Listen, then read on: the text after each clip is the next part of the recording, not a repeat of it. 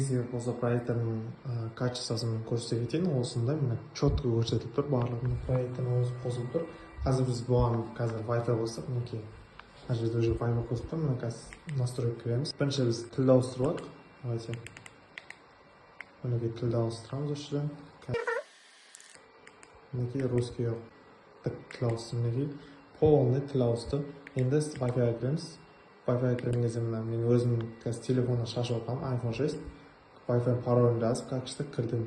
Одан кейін енді Bluetooth'a кіреміз. Bluetooth мына колонка бізде сыйлыққа жүреді, мына колонка. Осы колонканы қазір мына жерден Bluetooth'дан кіретін боламыз. Мінекей CS Speaker кірді. Мінекей кірді.